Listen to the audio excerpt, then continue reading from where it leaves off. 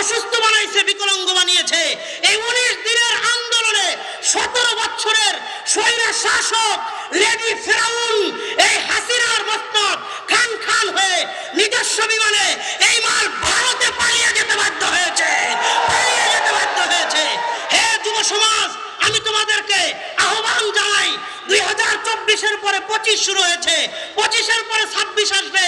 এই শতাব্দী ইসলামের শতাব্দী।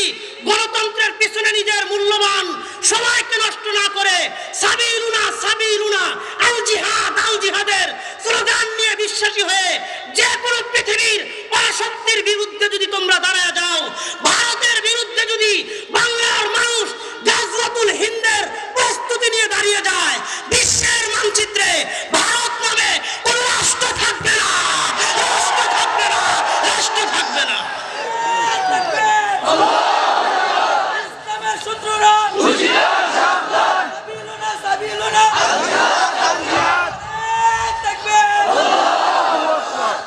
মোহতারাম সামিঈন, আমি আপনাদের সামনে দুইটা বিষয় স্পষ্ট করতে চাই।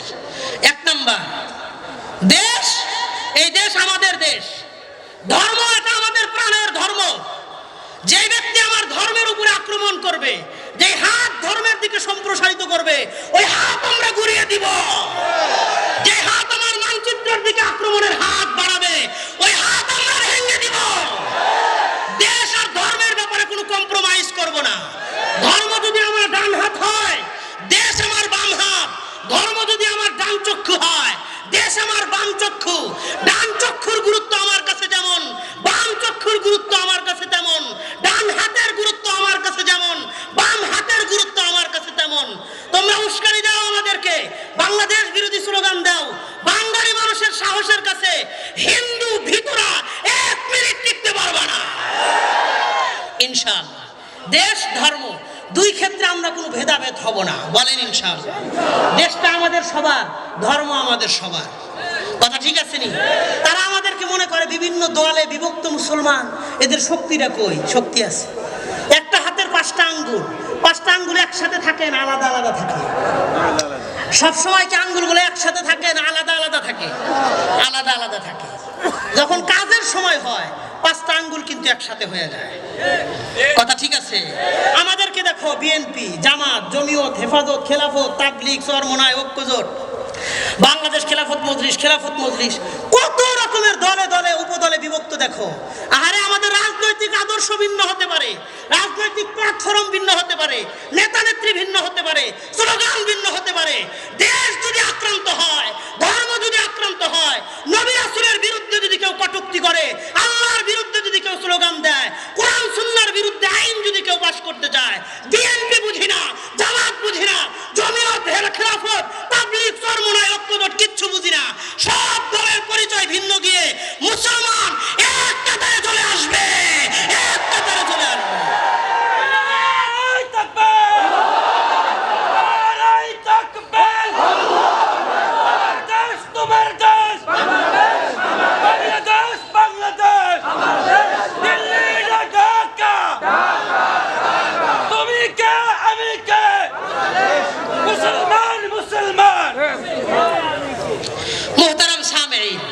কিছু কিছু জিনিস আছে, অনেকে কথাগুলো বললে বলে রাজনৈতিক আলাপ করেন না। এটা রাজনৈতিক আলাপ না, এটা আমার দেশের আলাপ, এটা বাংলাদেশের আলাপ। তুমি বিএনপি বাংলাদেশের একটা অংশ, কিন্তু পুরো বাংলাদেশ সব মানুষ বাংলাদেশের কথা বলার পক্ষে অধিকার রাখে। এই জন্য ওই যে অনেকে হাদির বিরুদ্ধে কথা বলে বাধা দেয়, দিয়েন না। কারণ হাদি হলো বাংলাদেশপন্থী মানুষের ধারাভাষ্যকার ছিল। হাদির কথা বাংলাদেশের জন্য ছিল, কোন দলের পক্ষে সে দালালি করে নাই। এই জন্য স্লোগান দিবেন প্রত্যেকটা মাহফিলে মাহফিলে, তুমি কে আমি কে, হাদি হাদি বলেন, আবার বলেন, তুমি কে আমি কে, বলেন তুমি কে আমি কে। আপোষ না সংগ্রাম, দালালি না রাজপথ, দিল্লি না ঢাকা, ঢাকা ঢাকা দিল্লি না ঢাকা, ঢাকা ঢাকা আপোষ না সংগ্রাম, সংগ্রাম সংগ্রাম দালালি না রাজপথ, রাজপথ রাজপথ ইনকিলাব ইনকিলাব, জিন্দাবাদ জিন্দাবাদ ইনশাআল্লাহ, মনে থাকবেন ইনশাআল্লাহ। দেশ ধর্ম দুই জিনিসের ক্ষেত্রে আমরা কাউকে ছাড় দিব না, বলেন ইনশাআল্লাহ। যে দেশের পক্ষে কথা বলবে সে আমার, আমি দেশের পক্ষে কথা বলবো, আমি তার। যে ধর্মের পক্ষে কথা বলবে সে আমার, আমি ধর্মের পক্ষে কথা বলবো, আমি তার। ঠিক আছে ইনশাআল্লাহ। আপনি পাঁচরুখি বাজারে যাওয়ার আগে আপনার কথা নান্দাইল চলে গেছে, গেছে গা। আপনি সারাদিন মাইকিং করে যারা জানাইতে না পারতেন, হেতে আপনি মাইকিং এর টেহা বাঁচাইয়া দিয়ে নান্দাইলের প্রত্যেক ঘরে ঘরে জানাই দিছে। কথা বলে মানুষ আমানত থেকে রক্ষা করবে না। এক নাম্বার রাষ্ট্রের সম্পত্তি নিজস্ব সম্পত্তি মনে করবে, দুই নাম্বার আমানতের খেয়ানত করবে, তিন নাম্বার নবী বলেন যাকাতু মাগরামা, মানুষ যাকাত দেওয়াটারে ইবাদত মনে করবে না, যাকাত দেওয়াটারে জরিমানা দেওয়া মনে করবে, যাকাত দেওয়াটাকে জরিমানা দেওয়া মনে করবে। চার নম্বর নবীজি বলেন ওয়াতাআর রাজুলু যাওজাতাহু, শেষ জামানায় পুরুষেরা তাদের বিবির কথাই বেশি চলবে। ঠিকটা আস্তে কোন কেরে, জোরে কোন ঠিক কিনা? নবীজি বললেন মানুষ তার বিবির কথায় ওঠা বসা করবে। এটা কিয়ামতের একটা আলামত নাকি? ওয়াজ নিতে গো বিরুদ্ধে আইতেছে, দেখ ঠিক কইতেন না, ঠিক কইলেও ঠিক, ঠিক না কইলেও ঠিক, এটা নবীজির হাদিস। কথা কোন ঠিক কিনা? তো চার নম্বর নবী বললেন মানুষ বিবির কথায় বেশি চলবে। এখানে জিনিস বোঝার আছে, আমি আমার বিবির কথায় চলবো, আপনি আপনার বিবির কথায় চলবেন, এটা কি খারাপ না? আপনি যদি আর একজনের বিবি সকিনার কথায় চলেন ওইটা খারাপ, নিজের বিবির কথা মানা তো খারাপ না। তাইলে নবীজি এটাকে মন্দ হিসেবে হাদিসে কেন বললেন? এটা 5 নম্বর আলামতের দিকে তাকাইলে সহজে বুঝবেন। নবী বলেন ওয়াক্কা উম্মাহু, মানুষ তার বিবির কথায় চলতে গিয়া মার মনে তারা কষ্ট দিবে। বিবির কথা শুনে মারে ধমক দেয়, বিবির কথা শুনে মারে শাসন করতে যায়, এমন পোড়া কপাল সন্তান সমাজে আছে না নাই? তোমারে কথা বলা শিখাইছে তোমার মা, ওই জবান দিয়ে মারে ধমক দাও, আল্লাহর কসম আল্লাহ কখনো সহ্য করবে না। কথা কন। হ্যাঁ, এই জন্য নবীজি 5 নাম্বার বললেন। 4 নাম্বার মানুষ বিবির কথায় শুনতে গিয়া 5 নাম্বার মার মনে কষ্ট দিবে। 6 নাম্বার কথা খুব গুরুত্বপূর্ণ একটা পয়েন্ট, নবী বললেন অবারর সাদিকহু ওয়া জাফা আবা।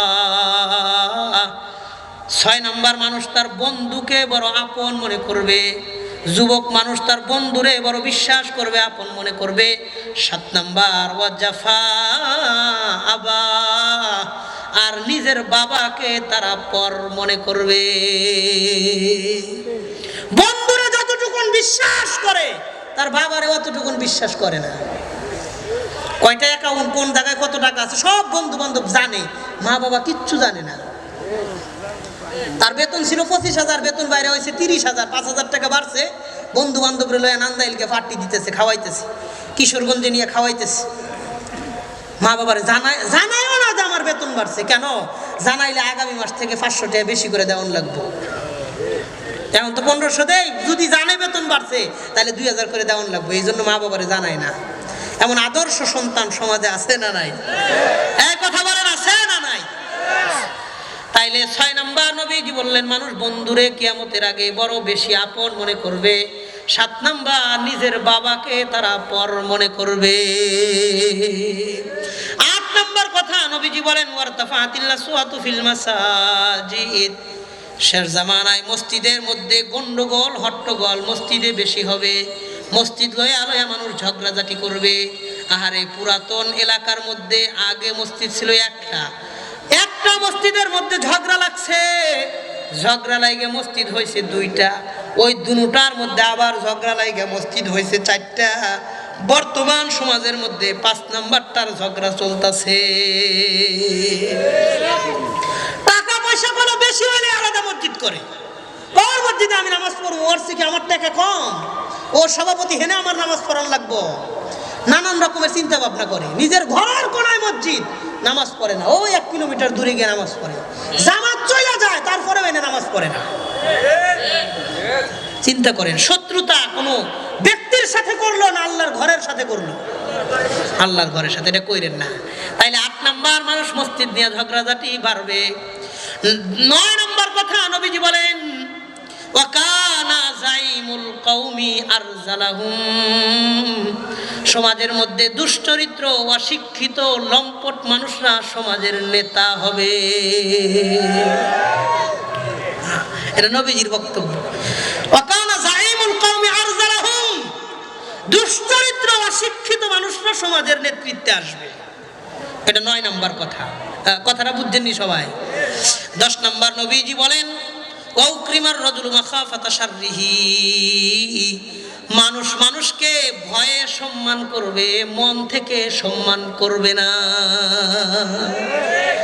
নেতার লোকে দেখা হয়েছে ভয়ে সালাম দিব, সালাম আলাইকুম স্যার, আর সালামটা অন্যরকম সালাম, ইংরেজি সালাম, এটা আরবি সালাম না। কথা বুঝছেন? নেতার লোকে বাজারে দেখা হয়েছে হাতটা উঁচা করে মাথাটা নিচা করে সালাম আলাইকুম স্যার, 2 বার সালাম দেয়, আসসালামু আলাইকুম ওয়া রাহমাতুল্লাহ বলে না, পারলেও এটা বলে না, স্মার্ট সালাম দেয়, ইংরেজি সালাম, সালাম আলাইকুম স্যার, 2টা সালাম দিছে। পরে গাড়িটা টান দিয়ে সামনে গেছে, পরে ফোলাপন রে কয়, অনেকদিন পরে একটা বাটফাট দেখলাম। কথা বলেন? সালামটা না দিলে বিকালে অফিসে ডাক দিব, কিরে মোটর সাইকেলে দেখলি সালাম দিলি না, নিজের বড় নেতা মনে করস, টেংরি ভাঙ্গা দিয়ে হাতে ধরাই দিব। এমন পাতি নেতা সমাজে আছে না নাই? আছে, আছে, অভাব নাই, অভাব নাই। তাহলে 9 নাম্বার কথা নবীজি বললেন, অযোগ্য মানুষরা, অশিক্ষিত মানুষরা সমাজের নেতা হবে। 10 নাম্বার, মানুষ মানুষকে ভয়ে সম্মান করবে, মন থেকে সম্মান করবে না। ভয়ে সম্মান করবে, মন থেকে সম্মান করবে না। 11 নাম্বার কথাটা খুব গুরুত্বপূর্ণ, নবীজি বলেন, অশুরিবাতিল খুমুর, শেষ জামানায় মাদকের সরাসরি সমাজে ব্যাপক আকার ধারণ করবে।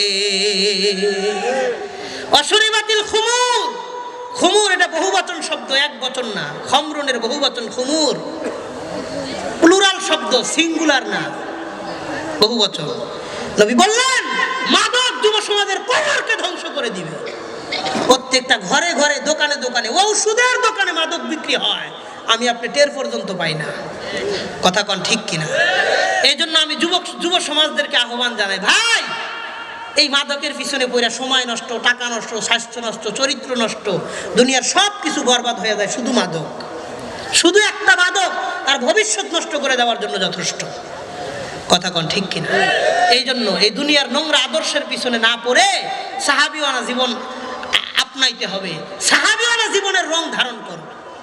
সাহাবায়ে কেরাম দ্বীনের জন্য, দেশের জন্য কি পরিমাণ শ্রম, মেহনত, কষ্ট করেছেন শুধুই দ্বীনের জন্য।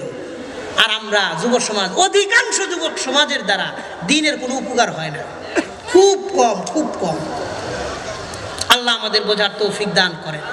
অথচ একজন 22 বছরের টাকরা নওজোয়ান সাহাবীর কথা আপনাদেরকে একটা উদাহরণ দিই। সাহাবী, তারাও জোয়ান কাল ছিল, আমাদেরও তো জোয়ান কাল আছে, যাইতেছে। তারা কি করছেন আর আমরা কি করছি? 22 বছর বয়স, 22, সাহাবী উকবা বিন নাফে রাদিয়াল্লাহু আনহু, নাম উকবা। বলেন কি নাম? উকবা। 22 বছর বয়সে নবীজির হাতে হাত রেখে ইসলাম গ্রহণ করে বিদায় হজ করছে। বিদায় হজে নবীজি বলেছেন, ফালইউবাল্লিগু শাহিদুল গায়বা, একটা আয়াত, একটা হাদিস হলেও আরেকজনের পৌঁছায়া দিবা, এই দিন তোমাদের কাছে আমি আমানত রেখে গেলাম, তোমরা এটারে চালাইবা, আমি চলে যাও। বিদায় হজের 1-1.5 মাস পরে নবীজি ইন্তেকাল করছে। এই সাহাবী নবীজির ইন্তেকালের পরে মক্কা থেকে হিজরত করে আফ্রিকা মহাদেশে গেছে দ্বীনের কাজ করার জন্য। কোথায় মক্কা মদিনা, কোথায় আফ্রিকা? আফ্রিকা মহাদেশে 22 বছরে হিজরত করে 40 বছর তিনি সেই জায়গায় দ্বীনের দাওয়াত দিয়েছেন। 40 বছর, 22 বছর বয়স নিয়ে গেছে, 40 বছর দাওয়াত দিছে। তার বয়স কত? বলেন বয়স কত? 62, 62, 62 বছর বয়সে তিনি ইন্তেকাল করেছেন। তারিখুল ইসলাম শাহ মুজিবাবাদী রাহিমাহুল্লাহ, একটা ইতিহাসের কিতাব, ইমাম মুজিবাবাদী রাহিমাহুল্লাহ ঐতিহাসিক ব্যক্তিত্ব, তিনি লিখেছেন 3 নম্বর খণ্ড 34 নম্বর পৃষ্ঠায় তিনি কারগুজারি লিখেছেন। তিনি মৃত্যুর আগে আটলান্টিক মহাসাগরের পূর্ব পাশে হলো আফ্রিকা মহাদেশ, আর আটলান্টিক মহাসাগরের পশ্চিম পাশে হলো আমেরিকা। এই যে আমেরিকা, এই মহাসাগর পাড়ি দিতে বিমান দিয়ে 8 ঘন্টা সময় লাগে, 8 ঘন্টা। এত বিশাল। এই মহাসাগর সমুদ্র তৈরি করেছেন কে? বাংলাদেশের শাহজালাল আন্তর্জাতিক বিমানবন্দর থেকে সৌদি আরব যাইতে সময় লাগে 6 ঘন্টা। ওই সাগর এক জায়গা থেকে আরেক জায়গায় পাড়ি দিতে সময় লাগে 8 ঘন্টা। 8 ঘন্টা। এই জন্য ছোট ছোট বিমান পাড়ি দিতে পারে না, বড় বিমান দিয়ে পাড়ি দিতে হয়। এই আটলান্টিক মহাসাগরের পূর্ব পাশে তিনি ঘোড়ার উপরে দাঁড়ায়া ঘোড়ার পাও 2টা পানির মধ্যে নামাইয়া দিছে। খুব খেয়াল করেন, উপর থেকে ঘোড়ার লাগামটা হাতে নিয়ে ধরছে, ধরে বলতেছে আল্লাহুম্মা লাউ আন্নী আলিমতু আন্না ওয়ারাআহু আহাদা। আল্লাহ, আমি যদি জানতাম, 62 বছরের বৃদ্ধ মানুষ বলে, আল্লাহ আমি যদি জানতাম এই সাগরের ওই পারে কোনো মানুষ আছে কিনা। ওই সময় প্রযুক্তিগত পৃথিবী এত উন্নত ছিল না, মানুষ তার আশেপাশটারেই নিজের দুনিয়া মনে করত, জানতো না এই সাগরের ওই পারে কিছু আছে কিনা। জানা পাড়ি দেওয়ার কোনো উপায় নাই। তিনি মোনাজাতের মধ্যে বলতেছেন, আল্লাহ আমি যদি জানতাম এই সাগরের ওই পারে একজন মানুষ আছে, এনিহাও যে কোনো পদ্ধতিতে এই সাগরটা পাড়ি দিয়া ওই এক ব্যক্তির কাছে আমি কালিমার দাওয়াত পৌঁছানোর জন্য চলে যাইতাম। ওই একজনের কাছে এই মহাসাগর পাড়ি দিয়ে আমি দিনের দাওয়াত নিয়ে চলে যাইতাম। শোনাচ্ছে তিনি পাড়ি দিতে পারেন না, ওই সাগরের পাড়েই তিনি ইন্তেকাল করেছেন। ওই আটলান্টিক মহাসাগরের পূর্ব পাশে একটা শহর আছে, শহরের নাম মদিনাতুল আসিফি। মদিনাতুল আসিফিতে উকবা বিন নাফে রাদিয়াল্লাহু আনহুর কবর পাইবেন। গুগলে সার্চ করেন উকবা বিন নাফে রাদিয়াল্লাহু আনহুর কবর কোথায়, আপনাকে ওই শহর দেখাবে, কবরের ছবি দেখাবে। আটলান্টিক মহাসাগরের পূর্ব পাশে মদিনাতুল আসিফিতে যায় দেখবেন উকবা বিন নাফে রাদিয়াল্লাহু আনহুর কবর আছে। এই ঐতিহাসিক বেশ কিছু সাহাবায়ে কেরামদের কুরবানির কথা উল্লেখ করে বলেন, কোথায় মক্কা মদিনা, কোথায় চীন। চীনে যায় দেখবেন উসুম বিন আব্বাস রাদিয়াল্লাহু আনহুর কবর সেই চীন দেশে এখনো পাওয়া যায়। সাদ বিন আবি ওয়াক্কাসের কবর সেখানে পাওয়া যায়, তার নামে কবরের পাশে মসজিদ পর্যন্ত করা আছে চীনে। কল্পনা করেন কোথায় মক্কা মদিনা, কোথায় জর্ডান।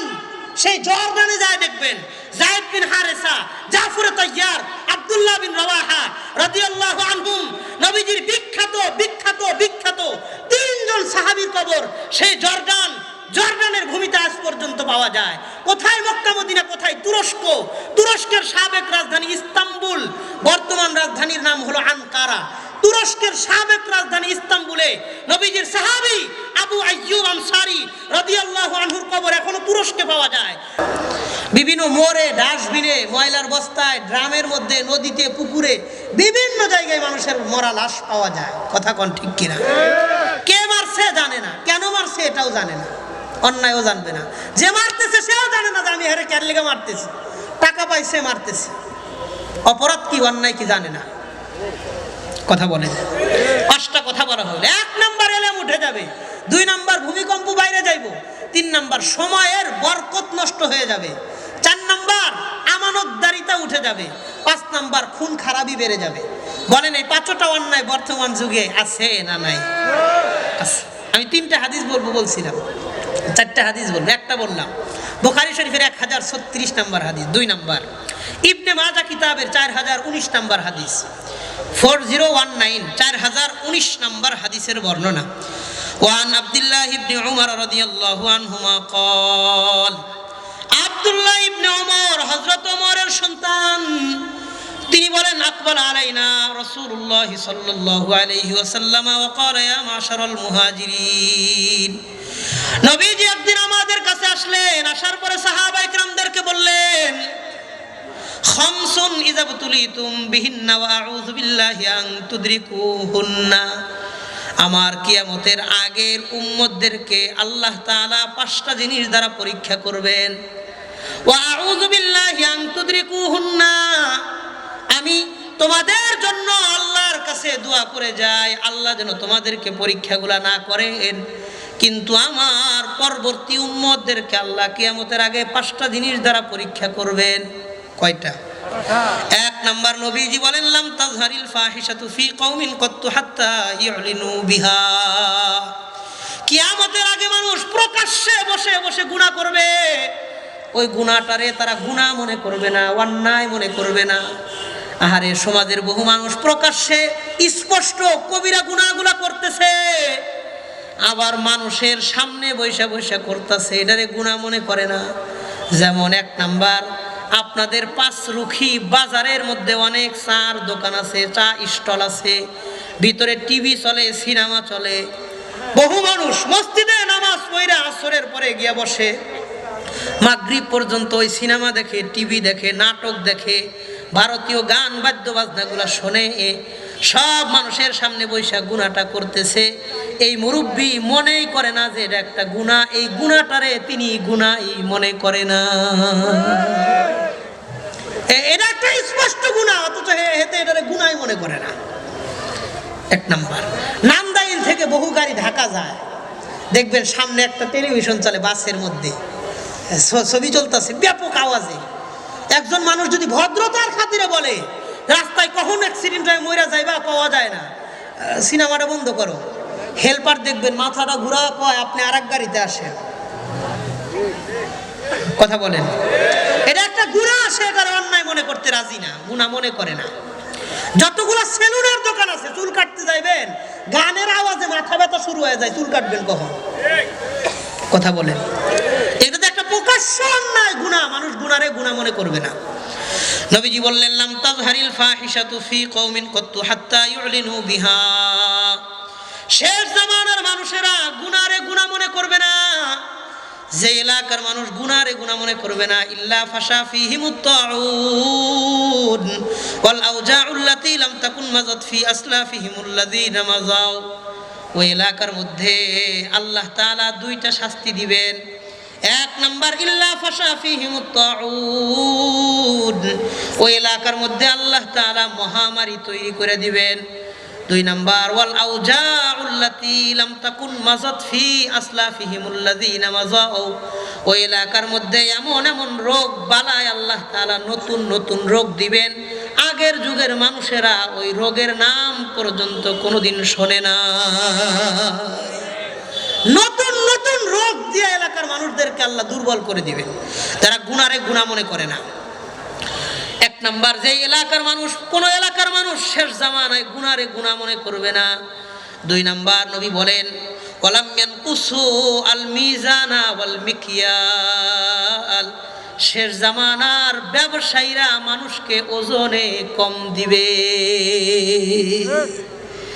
ব্যবসায়ীরা মানুষের ওজনে কম দেয়। আপনাদের নান্দাইল, মধুপুর, পাঁচরুখি, তালতলা বাজারে অসংখ্য ব্যবসায়ীরা ওজনে কম দিয়া মানুষকে ঠকায়। এমন ব্যবসায়ী আছে না নাই? আছে। দেখবেন মিষ্টি কিনতে যাইবেন, মিষ্টির একটা কার্টন, এটার উপরের ফাট খুইলা আবার নিচে দেয়, দিয়া মাঝখানে একটা পলিথিন বিছাই 1 কেজি মিষ্টি মাইফা দেয়, কার্টনের ওজন আছে 200 গ্রাম। আপনি যেই মিষ্টি 300 টাকা কেজি কিনতেছেন, এই কার্টন কি 300 টাকা কেজি কিনবেন?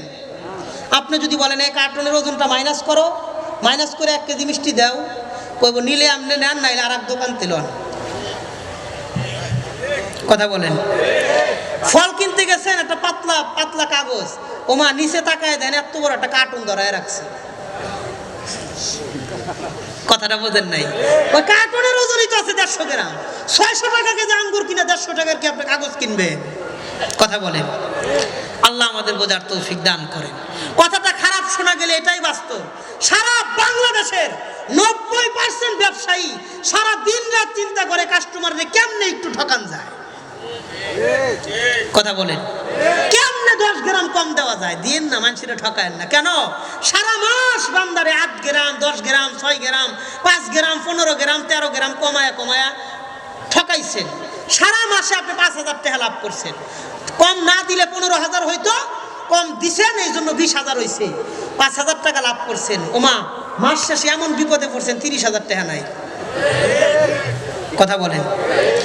কারণ আমার একজন ওস্তাদ বলতেন, খোদা কি লাঠি মে আওয়াজ নেহি হতি, আল্লাহর লাঠিও আছে, বাড়িও আছে, কিন্তু আওয়াজ নাই। কথা বলেন।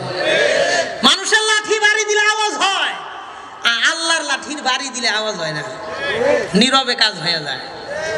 আপনি বান্দারে ঠকাইবেন, বান্দার মালিক আল্লাহ আপনাকে, আপনি তো দুনিয়াতে ঠকাইছেন, আল্লাহ আপনার আখিরাতে ঠকাই দিবে। কথা কোন ঠিক কিনা? তাহলে 1 নাম্বার নবীজি বললেন, মানুষ প্রকাশ্যে গুনাহ করবে, গুনাহটারে গুনাহ মনে করবে না। 2 নাম্বার নবী বলেন, ব্যবসায়ীরা ওজনে কম দিবে। 3 নাম্বার নবী বলেন, ওয়ালাম ইয়ামনাউ যাকাতা আমওয়ালিহিম, শেষ জামানার ধনী মানুষরা যাকাত দিতে চাইবে না।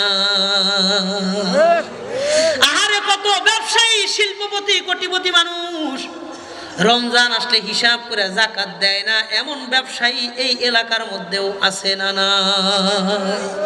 নবী বলেন যে এলাকার ব্যবসায়ীরা যাকাত দিবে না, ধনীরা যাকাত দিবে না, ইল্লা মুনিউ আল কতরা মিনাস সামা, ওই এলাকা থেকে আল্লাহ তাআলা রহমতের বৃষ্টি বন্ধ করে দেয়। আল্লাহ রহমতের বৃষ্টি দিবে না ওই এলাকায়, রহমতের যাকাত দিবে না, রহমতের বৃষ্টি বন্ধ। এই জন্য কৃষক হাহাকার করে, জমিন ফাটতে চৌচির হয়ে যায়, বৃষ্টি হয় না। কথা কন কয় অনেক মানুষ যাকাত দেয় না, তারপরেও তো বৃষ্টি হয়। নবী উত্তর দিয়ে বলেন ওয়ালাউলা আল বাহাইমু লাম ইউমতারু, সমাজের মধ্যে যদি চতুষ্পদ প্রাণীগুলো না থাকতো, হাঁস সাঁতার কাটার জন্য যদি পানির দরকার না হইতো, সাপ পানি পান করার জন্য যদি পানির দরকার না হইতো, জলহস্তী আরাম করার জন্য যদি পানির দরকার না হইতো, ব্যাঙগুলো অস্তিত্ব টিকিয়ে রাখার জন্য যদি পানির দরকার না হইতো, মাছ জীবিত থাকার জন্য যদি পানির দরকার না হইতো, লাম ইউমতারু, ওই এলাকা থেকে রহমতের বৃষ্টি আল্লাহ চিরদিনের জন্য বন্ধ করে দিতেন। তার মানে আমি আপনি যে বৃষ্টি পাই, ওই চতুষ্পদ প্রাণীর উপরে দয়া করে আল্লাহ বৃষ্টি দেয়, আমগো আমলের কারণে আল্লাহ আমাদের বৃষ্টি দেয় না। কথা বলেন, প্রাণীদের উপরে দয়া করে আল্লাহ বৃষ্টি দেয়, ওখান থেকে আমরা বৃষ্টি পাই। তাইলে 1 নাম্বার মানুষ প্রকাশ্যে গুনাহ করবে, 2 নাম্বার ব্যবসায়ীরা ওজনে কম দিবে, 3 নাম্বার ধনীরা যাকাত দিবে না, 4 নাম্বার নবীজি বলেন ওয়ালাম ইয়ানকুসু আহদাল্লাহি ওয়া আহদা রাসূলিহি ওয়া আহদাহুম বাইনাহুম, শেষ জামানার মানুষের কথার কোনো মূল্য থাকবে না, ওয়াদা দিয়া মানুষ ওয়াদা রক্ষা করবে না, ওয়াদার কোনো মূল্য দিবে না, 2 পয়সার দাম দিব না এর জবানের। 5000 টাকা একজনকে কর্জ দিবেন, কয় হাজার কইছে আগামী মাসে টাকাটা দিব, আগামী মাস আসছে, আপনি ফোন করছেন কয় আগামী সপ্তাহে দিব, আগামী সপ্তাহে ফোন করছেন কয় আজকে না কালকে দিব, কালকে ফোন করছেন কয় সকালে না বিকালে দিব, বিকালে ফোন করে দেখেন আল্লাহর ওলি মোবাইলটাই বন্ধ করে রাখছে। কথা বলেন, 5000 টাকা উঠাইতে গিয়ে মোবাইলের পিছনে 1000 টাকা শেষ, টাকা উঠাইতে পারতেছেন না, ওর পিছনে ঘুরতে ঘুরতে জুতার তলি ক্ষয় মাটি দেখা যায়, ওর চেহারা দেখা যায় না। কথা বলেন, মানুষের জবানে 1 পয়সার দাম নাই, এই জন্য মানুষ এখন বিপদে পড়লেও কেউ কাউরে কর্জ দেয় না, সুদে টাকা দেয়। নিলে সুদ দাও, কর্জ দিতে পারতাম না, কর্জ দেওয়ার আগে তুমি একলা বিপদে আছো, কর্জটা দিলে আমি সহ বিপদে পড়বো। কর্জ দেওয়ার আগে নিজের বাচ্চা মনে হয় যে আমার টাকা দ্বারা কারো উপকার হইতেছে, বিশ্বাস করেন কর্জ দেওয়ার পরে নিজের ফকির মনে হয় যে দেও টাকাটা দেও। ফকিরও এতবার চায় না, কর্জ দিলে এই দাতা যতবার চায়। কথা বলেন, সমাজ যে মানুষ মরে যাইতেছে, কিশোরগঞ্জে হাসপাতালে আপনার মা মরে যাইতেছে, আপনি পায়ে ধরলেও 10,000 টাকা কর্জ দেয় না কেন? সমাজের মানুষ তার জবান নষ্ট করে এই পরিবেশটা নষ্ট করছে, এই জন্য টাকা কর্জ দেয় না, দিলে সুদ দেয়। সুদের রমরমা ব্যবসা চলতেছে, 4 বার হজ করে এসে এখন এলাকায় সবচেয়ে বড় সুদের ব্যবসায়ী। আমাকে বাংলাদেশের সিস্টেমও পরিবর্তন হয়েছে মাশাআল্লাহ, মসজিদ যত বড় ওই মসজিদের সভাপতি তত বড় সুদখোর। মসজিদ যদি 3 তলা হয় সভাপতি 3 তলা পরিমাণ সুদখোর, মসজিদ যদি 5 তলা হয় সভাপতি 5 তলা পরিমাণ সুদখোর। আল্লাহ আমাদের বোঝার তৌফিক দান করেন। সুদ বড় মারাত্মক, সমাজকে ধ্বংস করে। আচ্ছা, সুদের ব্যাপার বাদ দিলাম, তো 4 নাম্বার মানুষের জবান নষ্ট হয়ে যাবে, ওয়াদা দিয়ে ওয়াদা রক্ষা করবে না। 1 প্রকাশ্যে গুনাহ করবে, 2 ব্যবসায়ীরা ওজনে কম দিবে, 3 ধনীরা যাকাত দিবে না, 4 মানুষ ওয়াদা দিয়ে ওয়াদা রক্ষা করবে না। 5 নাম্বার নবীজি বলেন ওয়া লাম তাহকুম আইম্মাতুহুম বিকিতাবিল্লাহ, শেষ জামানার মানুষ কোরআন সুন্নাহ ভিত্তিক ফয়সালা করবে না।